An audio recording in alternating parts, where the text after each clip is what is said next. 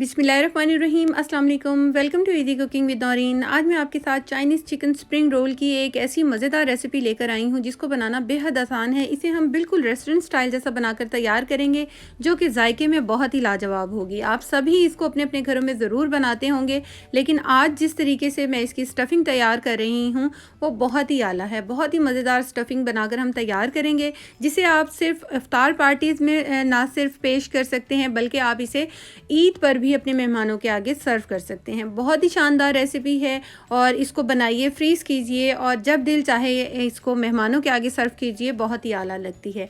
आइए अब हम अपनी रेसिपी को बनाना शुरू करते हैं। यहाँ पर मैंने एक बड़ा सारा पैन लिया है ताकि हम चीज़ों को अच्छी तरह से मिक्स कर सकें। उसके अंदर 1 टेबलस्पून मैंने ऑयल डाला है और 1 टीस्पून यहाँ पर मैंने लहसुन का पेस्ट डाला है। आप लहसुन के पेस्ट की जगह चॉप लहसुन भी 1 टीस्पून डाल सकते हैं।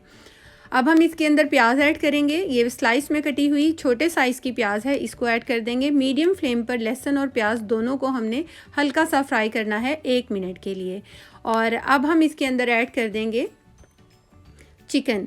यहाँ पर मैंने 1 पाव चिकन लिया था और इसको पानी के अंदर नमक और जो है लहसुन अदरक का पेस्ट थोड़ा सा डाला था, तकरीबन 1/4 टीस्पून के करीब, और इसको मैंने उबाल लिया था। उबालने के बाद ठंडा होने के बाद मैंने इसको श्रेड किया है, उसको मैंने ऐड कर दिया है।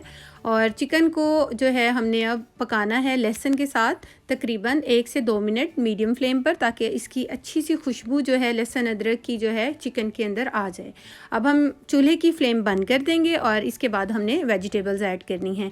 यहाँ पर मैंने 2 अदद बड़े साइज़ की गाजरें ली थी जिसको मैंने जूलियन कटिंग की है, लंबाई में और बारीक बारीक कटिंग करनी है।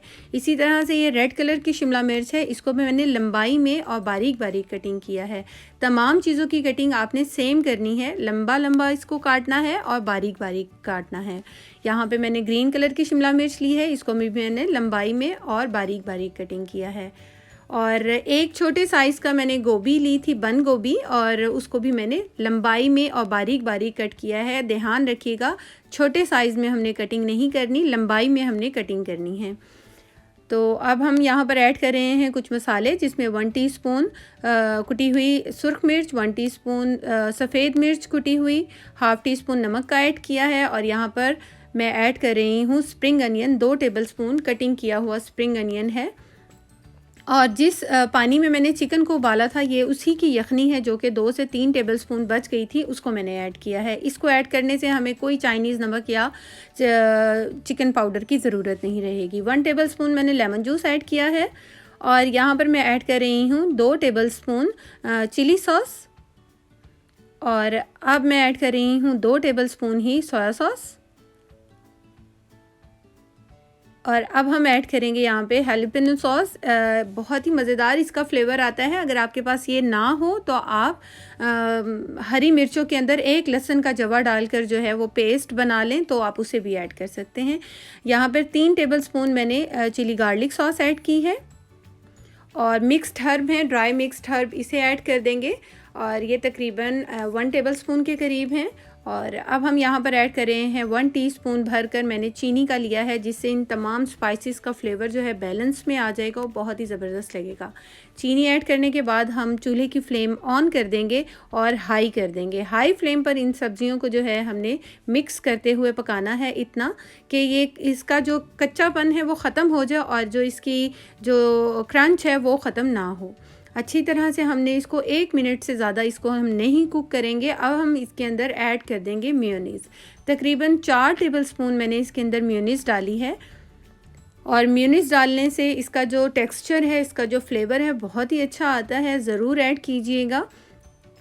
अच्छी तरह से मिक्स कर देंगे और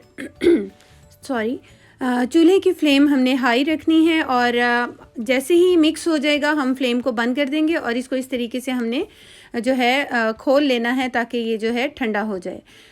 यहाँ पर मैं 2 टेबलस्पून जो है पार्सले ऐड किया है कटिंग करके, और आप इसकी जगह हरा धनिया भी डाल सकते हैं। अच्छी तरह से मिक्स करेंगे, फैला देंगे ताकि ये जल्दी ठंडा हो जाए। यहाँ पर मैंने स्लरी तैयार कर ली है और 3 टेबलस्पून जो है मैंने मैदा लिया था और 4 टेबलस्पून के करीब मैंने पानी डालकर इसकी गाढ़ी सी एक स्लरी तैयार की है। यहाँ हमारी स्टफ़िंग भी रोल की ठंडी हो चुकी है, मैंने उसको एक अलग बोल में निकाल लिया है। और ये रोल शीट्स हैं, इसको हम निकाल कर अलग कर लेते हैं। आप स्टार्ट में सिर्फ उतनी ही शीट जो है अलग कीजिएगा कि 10 मिनट में या जो है जितनी आप हैंडल कर सकें, बना सकें।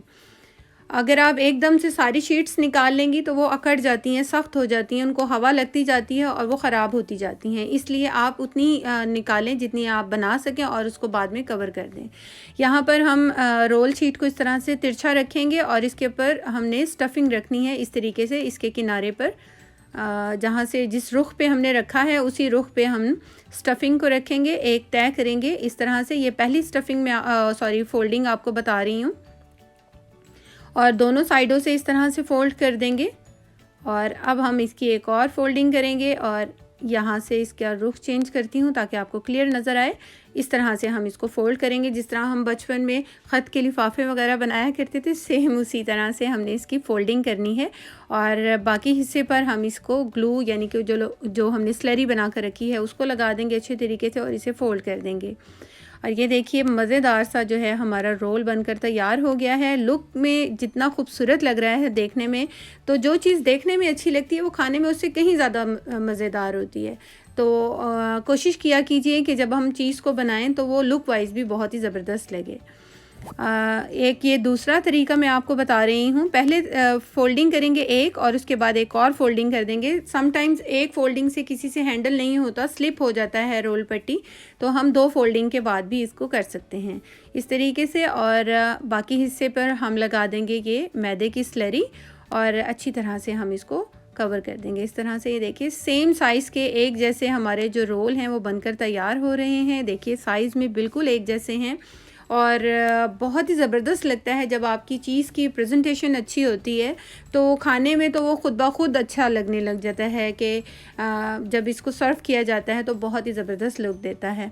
यहाँ पर मैंने ऑयल को मीडियम फ्लेम पर जो है गरम कर लिया है और ऑयल भी हमारा अच्छे से गरम हो चुका है। अब हम एक एक करके जो चिकन स्प्रिंग रोल हैं उसको डालेंगे और अपने पैन में हमने उतने ही डालने हैं जितने इजीली आ जाएं। और उसके बाद 1 मिनट तक तो हम इसको बिल्कुल नहीं छेड़ेंगे। 1 मिनट के बाद हमने इसकी जगह चेंज करते हुए यानी कि उलटते पुलटते हुए इसको अच्छा सा प्यारा सा कलर दे लेना है ताकि चारों तरफ से एक जैसा कलर आए। ये देखिए सब स्प्रिंग रोल्स का एक जैसा कलर आया है। इसको हम 1 से 2 मिनट फ्राई करने के बाद अच्छा सा गोल्डन कलर आने के बाद ऑयल से बाहर निकालेंगे और इसको इस तरह से हम एक्सेस ऑयल इसका निकाल देंगे। और ये देखिए कितने खूबसूरत और कितने बेहतरीन लग रहे हैं, बिल्कुल रेस्टोरेंट स्टाइल जैसा हमने इसका जायका, इसकी लुक बनाकर तैयार की है। बेहद बेहतरीन है, आप इसे ज़रूर ट्राई कीजिएगा। बहुत ही शानदार और बहुत ही मज़ेदार बनते हैं। और इसका जो हमने टेक्सचर, इसका जो हमने फिलिंग तैयार की थी वो बहुत ही ज़बरदस्त है, जायके में इतनी लाजवाब है कि जब आप इसको बनाकर अपने मेहमानों के आगे सर्व करेंगे तो वो डेफ़िनेटली आपसे इसकी रेसिपी ज़रूर पूछेंगे। रेसिपी बहुत ही ज़बरदस्त है, ज़रूर बनाइएगा और मुझे कमेंट्स में बताइएगा कि आपको मेरी रेसिपी कैसी लगी। मेरे चैनल को सब्सक्राइब कीजिएगा ताकि मेरी हर नई आने वाली मज़ेदार रेसिपी सबसे पहले आप तक पहुंच सके। Thanks for watching. अल्लाह हाफिज़।